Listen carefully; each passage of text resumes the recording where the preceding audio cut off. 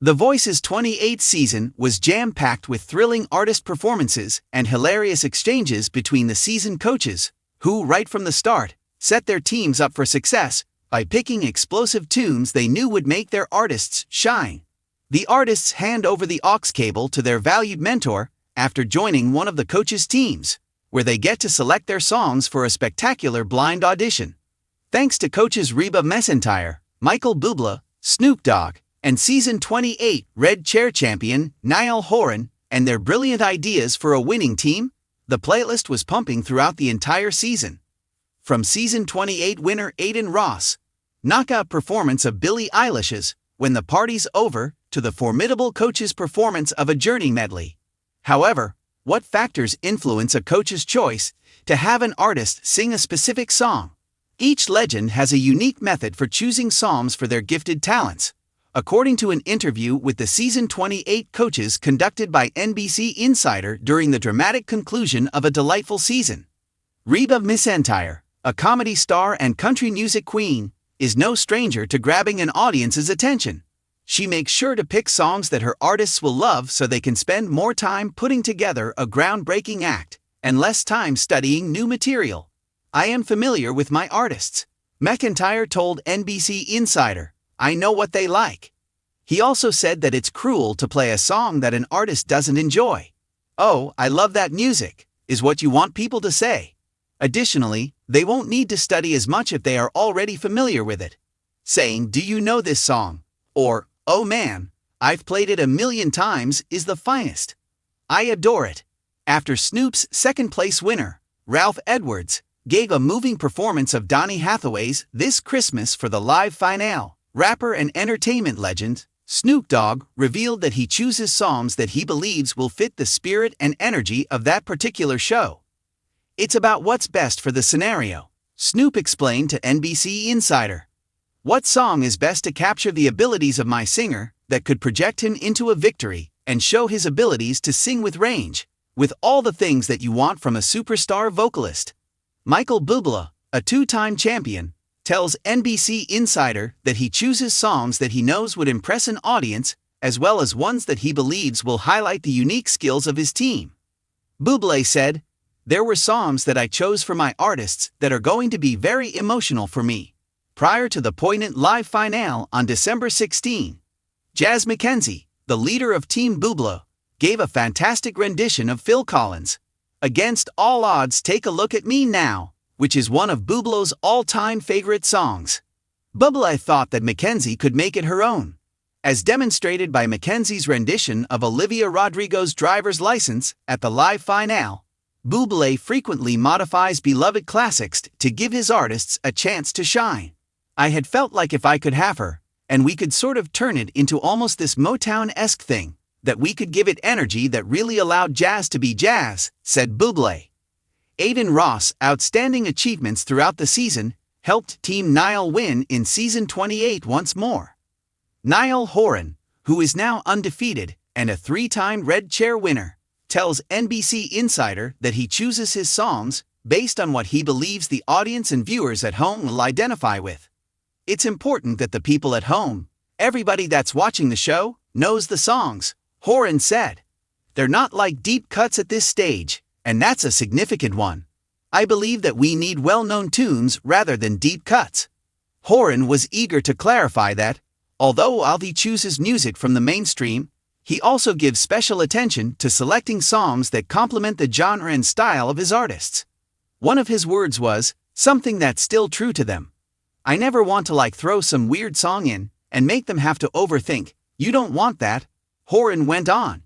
"You want them to be familiar with the tunes and feel really at ease. The notes will strike. Everything must simply fall into place." The candidates' nervousness, breakthroughs, and memorable performances are frequently the main topics of discussion on The Voice. However, a more subdued, very deliberate process is taking place offstage behind every stirring performance that receives a standing ovation or a chair turn. The coaches are in charge of this process, which is driven by something much more elusive than trends or charts: feeling.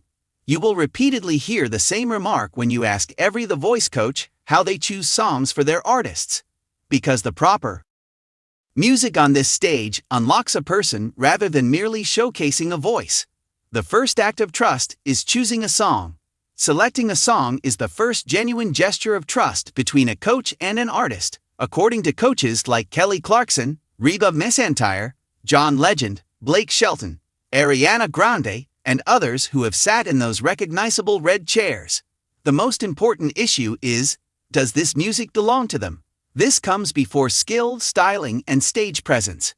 Clarkson has frequently underlined that the goal of music selection is to empower the vocalist rather than to wow the listener. An artist's lack of emotional connection to a song is evident right away. Emotional remoteness cannot be concealed by voice perfection. In different ways, Kelly has stated, "You want them to feel like they're telling their own story. No one else will believe it if they don't." Before reading the room, read the artist. The idea that song selections on The Voice are chosen to appeal to viewers is one of the most pervasive myths about the show. Coaches actually begin much more intimately. They research the artist. John Legend has talked about paying attention to the reasons behind someone singing, as well as how they sing. Is their power or subtlety their strength? Is restraint or release the most effective way for them to communicate? Are they outspoken or emotionally reserved? Choosing a song turns into a psychologically conscious act. Even if a ballad is technically flawless, it may feel vulnerable if the performer isn't prepared to sit in silence. The audience may be energized by an upbeat anthem, but they may get overwhelmed if the singer is experiencing anxiety or self-doubt. For this reason, coaches frequently state, you want them to feel supported by the song. The distinction between growth and comfort, choosing whether to push an artist and when to keep them comfortable, is one of the voice coach's most difficult balancing acts. Blake Shelton has a reputation for pushing competitors to focus more on sincerity than strategy. He frequently tells musicians that vocal straining isn't always as effective as remaining in their emotional comfort zone. Growth, however, is still important. The most successful coaches thrive there. They pick tunes that are both tough enough to spur progress and familiar enough to ground the musician. According to one coach, you want them to feel confident, but also like they're stepping into something new. The magic occurs in that tension between risk and safety. Emotion takes priority over genre. The Voice isn't really about genre, despite its name. Pop songs are performed by country artists. Soul classics are reinterpreted by pop singers. Rock anthems are sung by independent musicians. Reba McEntire has been very outspoken about this ideology. She believes that a song's emotional sincerity is far more important than its genre. If the feeling is universal, a country song might have a pop vibe. If the story is told honestly, a pop song might have a country vibe. When selecting songs, Reba frequently poses the straightforward query, what does this song make you feel? To her musicians, they continue looking if the response is evasive or unclear.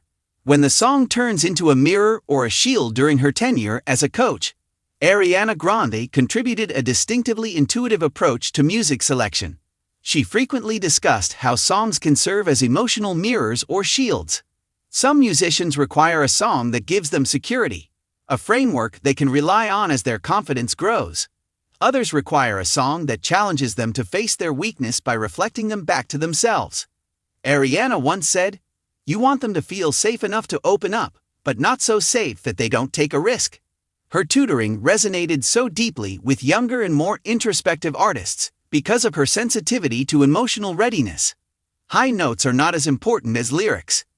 The amount of time coaches spend discussing lyrics is one of the biggest surprises for rookie competitors.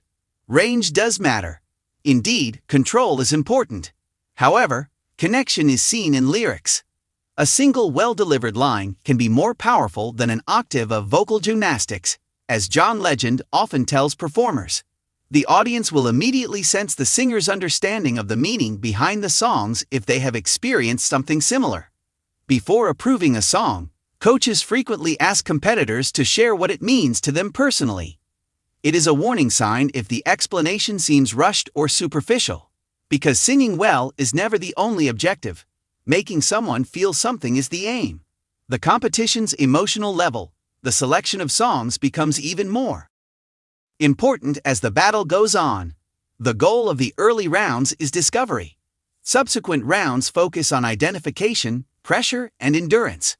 Emotional exhaustion is something that coaches closely monitor. A competitor who has been performing intense ballads every week could require a break. Not because they are incapable of managing their emotions, but rather because they need to breathe.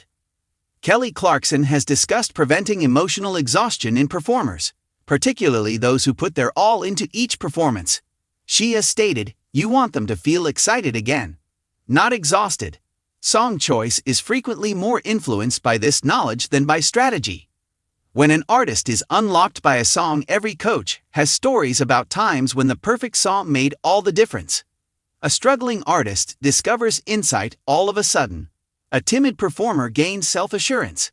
At last, a technically proficient vocalist makes an emotional connection. Those aren't random moments.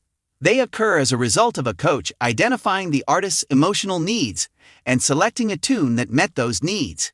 It's like watching a light switch flip, according to Blake Shelton. They cease to think, he stated, and they simply sing. Coaches know they have it right at that point. The quiet partnership between the artist and the coach, the lengthy talks that precede the final performance, are rarely seen by audiences. The selection of songs is passionate, collaborative, and even challenging. Artists contribute concepts. Coaches provide direction. They don't always agree. Occasionally, they start over and discard everything. At its best, though, the process feels more like collaboration than authority. Coaches also frequently say, "You want them to feel heard." Because musicians sing differently when they feel heard. Why emotions always win in the end? The voice coaches have a basic understanding of music. People remember how a performance made them feel, not how flawless it was. They recall the voice crack, the silence that precedes a line, the instant an artist forgets about the cameras and closes their eyes. The key to those situations is the song you choose. It all comes down to picking a song that has the power to make an artist feel like they belong on stage. When does that occur? It is also felt by the audience. That's the true key to the voice coach's music selection process.